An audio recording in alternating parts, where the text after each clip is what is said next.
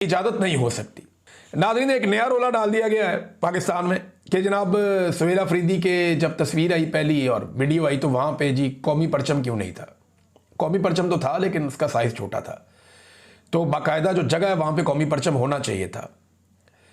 कायदे आज़म की तस्वीर कहां थी, ये सवाल बहुत उठाया गया। कायदे आज़म का तस्वीर वहीं पे थी, तस्वीर खींचने वाले ने एक अलग एंगल से खींचा तो कायदे आज़म दिखाई नहीं दिए। दूसरे एंगल से जो खींची हुई है तस्वीर उसमें कायदे आज़म दिखाई दे रहे हैं, इमरान खान दिखाई नहीं दिए। अब कई जगहों पे हमने देखा कि कायदे आज़म का फोटो गायब है, कई जगहों पे देखा, लेकिन जितना रोला टाउटों ने यहां पे मचाया उतना रोला हमने इससे पहले कभी सुना नहीं। मुझे अच्छी तरह याद है 14 अगस्त आ गई तो तनख्वाहदार जर्नैलों की फोटोएं लगी हुई थी, पूरे टब्बर की फोटो गर्दी हो रही थी अखबारात के ऊपर, बोर्ड्स के ऊपर, इश्तिहारात के अंदर, हर जगह पे कायदे आज़म का फोटो गायब था। और कायदे आज़म का फोटो इतना गायब किया गया कि पाकिस्तानियों को ट्रेंड चलाना पड़ा इसके लिए कि कायदे आज़म का फोटो कहां है। और उसके बाद पाकिस्तानियों ने बाकायदा एक एहतजाज की कॉल दी और कायदे आज़म के फोटोज लेकर लोग बाहर निकले। आज जो लोग आवाज उठा रहे हैं उन्होंने तब आवाज क्यों नहीं उठाई कि जब लोग कायदे आज़म के फोटो के साथ बाहर निकले और उनके ऊपर दहशतगर्दी के मुकदमा दर्ज किए गए। ना सिर्फ उन्हें गिरफ्तार किया गया बल्कि उन पर संगीन मुकदमा दर्ज किए गए, बल्कि जो सहाफी इसकी कवरेज के लिए गए थे उन्हें भी गिरफ्तार किया गया। याद है नज़ीम लगारी साहब के साथ क्या किया गया था, वो सिर्फ कवरेज कर रहे थे कि कायदे आज़म की फोटोज के साथ लोग बाहर आए। तो कायदे आज़म की तस्वीर से इतनी ये लोग नफरत करते हैं, लेकिन एक जगह पे जब कायदे आज़म का फोटो सुहेल अफरीदी से पूछा, उसने कहा जी इनको तो नोटों पर कायदे आज़म नजर आता और कहीं नहीं आता। और वहां कायदे आज़म का फोटो भी मौजूद था, पाकिस्तान का झंडा भी मौजूद था। लेकिन मेरी दरख्वास्त है कि पाकिस्तान का झंडा जो है वो उसकी पुरानी जगह पे होना चाहिए, वहां जरा ज्यादा वो विजिबल होता है। ये सिर्फ मेरी गुजारिश है। बाकी जनाब कायदे आज़म का फोटो और कायदे आज़म के नज़रियात के साथ क्या किया मौजूदा रजीम ने, ये जनाब हमसे बेहतर कोई नहीं जानता।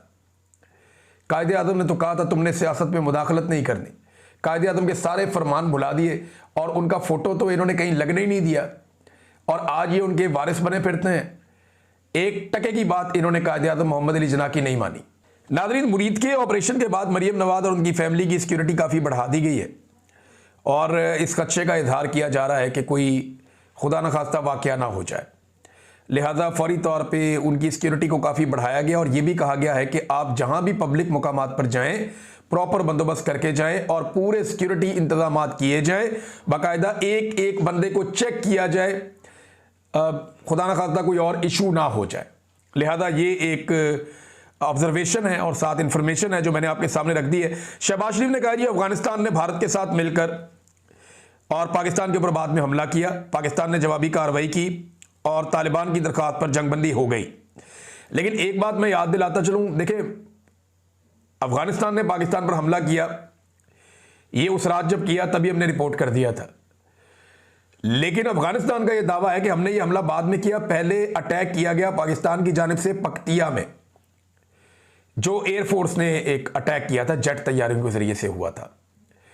तो एक्चुअल रियलिटी भी ये है, पाकिस्तान ये कहता है कि हमने दहशतगर्दों के ऊपर हमला किया, लेकिन पहली जो फिजाई हमला है पहला वो पाकिस्तान की जानिब से हुआ था।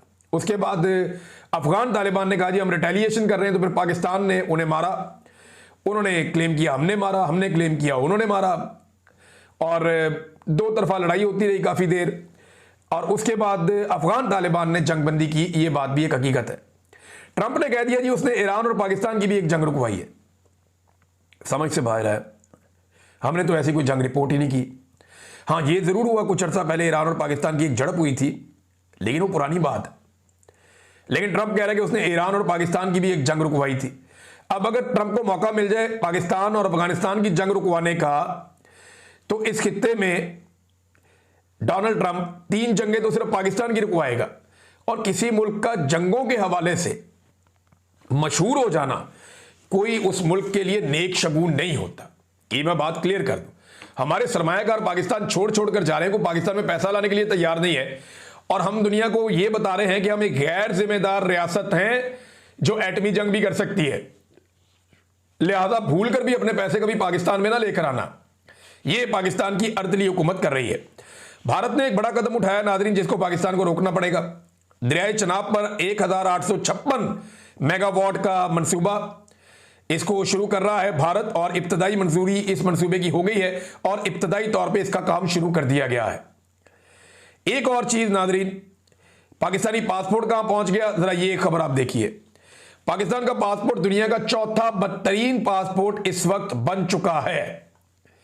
यानी सफारती कामयाबियों के झंडे पाकिस्तान ऐसे गाड़ रहा है कि इस वक्त चौथा कमजोर तरीन पासपोर्ट दुनिया में पाकिस्तान का है।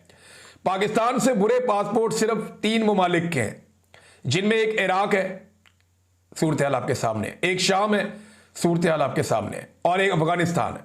यानी बाकी तमाम दुनिया के पासपोर्ट पाकिस्तान से बेहतर है। बांग्लादेश का भी, नाइजीरिया का भी, कीनिया का भी, रवांडा का भी, दुनिया का कोई आप मुल्क नाम ले लें आप, नेपाल और भूटान के पासपोर्ट पाकिस्तान से ज्यादा बेहतर है। श्रीलंका और बांग्लादेश के पासपोर्ट पाकिस्तान से ज्यादा बेहतर है। छोटे छोटे मुल्क हैं, कुछ उनके पल्ले नहीं है, उनके पासपोर्ट पाकिस्तान से ज्यादा बेहतर है। ईरान का पासपोर्ट पाकिस्तान के पासपोर्ट से ज्यादा बेहतर है आलमी सतह पर। लीबिया का वो बेहतर है, और पाकिस्तान का पासपोर्ट सिर्फ इराक, अफगानिस्तान और शाम से बेहतर है। बेड़ा गर्क कर दिया पाकिस्तान की इज्जत का। और पाकिस्तान के अंदर लोगों की इनकम की क्या सूरत है, ये भी एक आलमी रिपोर्ट है, मैं आपके सामने रख देता हूं कि एवरेज माहाना इनकम जो है वो एक पाकिस्तानी की कितनी है। तो जरा अपने खित्ते में हम देख लेते हैं ना, जो ये खित्ता जहां पे हम रहते हैं, यहां पे पहले नंबर पे सबसे अच्छी इनकम सिंगापुर, फिर China, Malaysia, Thailand, India, Myanmar, Bangladesh, Sri Lanka, Nepal, और नीचे जाके पाकिस्तान। एक बेड़ा गर्क किया इन्होंने पाकिस्तान का। यह हालत कर दी कि खित्ते के अंदर पाकिस्तान की बदतरीन सूरत हाल है और पाकिस्तान इतने नीचे नंबर पे आ रहा है सैलरी के मामले में। यानी जो सिंगापुर में है वो $4,570 की उनकी माहाना इनकम है फी आदमी की।